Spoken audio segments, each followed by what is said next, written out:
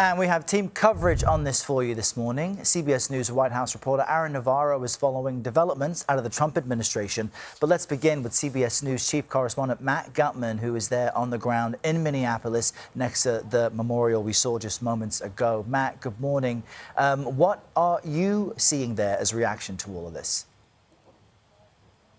The reaction has been anger, but there is a sense that something has shifted here because Greg Bovino has been the very public face of the federal immigration crackdown nationwide. Errol, he's been front and center in many of the face-offs that we've seen between protesters and federal officials. He is now relieved of his command. We are told he will be imminently leaving Minneapolis, being sent back to the border area between Mexico and California. And all of this signals a very significant shift from the White House and its Minnesota policy.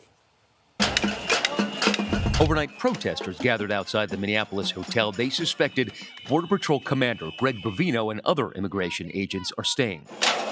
They used noise to make a point, facing off with Minneapolis police guarding the hotel. It comes as Bovino, who's been at the center of the immigration enforcement crackdowns and protests, along with some of the 800 Customs and Border Protection agents here, are packing up, leaving the Twin Cities after Saturday's deadly shooting of Alex Pretti in the streets of Minneapolis. On Saturday, Bovino was quick to say that Pretti had approached officers with a gun, despite numerous videos and eyewitness accounts contradicting those claims. This looks like a situation where an individual wanted to do maximum damage and massacre law enforcement. Now President Trump appears to be distancing himself from those characterizations and sending in border czar Tom Homan to coordinate between local and federal authorities. The change comes after Trump said he had a, quote, very good call with Minnesota Governor Tim Walz. The president also spoke with Minneapolis Mayor Jacob Frey Monday about de-escalation. Frey said while some federal agents are leaving today, his office will continue pushing for the rest involved in this operation to go. When you got the call, you said to me that you had this visceral reaction. Yeah. You're shaking. I got a page that there had been a shooting and that they were doing CPR. And I just absolutely couldn't believe it. Like,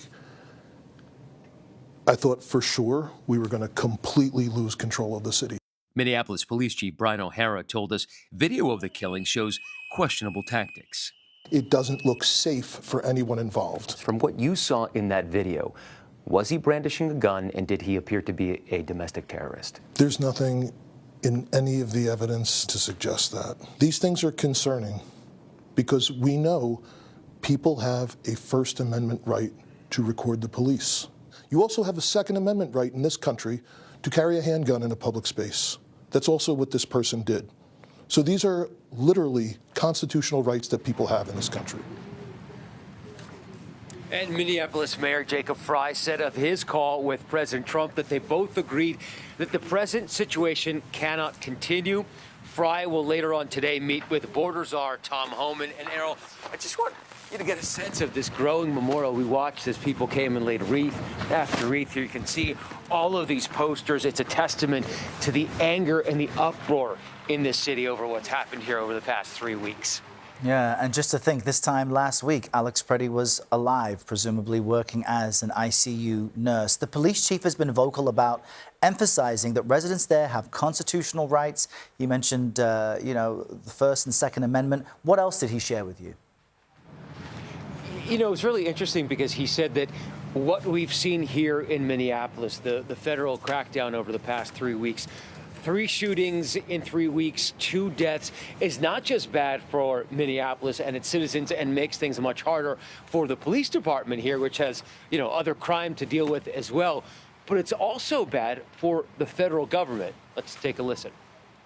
They know this is damaging to the reputations of their agencies. They know this is damaging to the culture in these agencies, and this is creating problems that will take years and years to fix. And so the question is there going to be a difference now? Will people stop coming out? We are waiting to see what the next step in the White House policy will be here.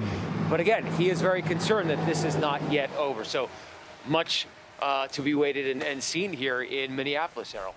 Yeah, Matt Gutman, we appreciate your on-the-ground reporting there in Minneapolis just past 6:30 in the morning. Matt, thanks.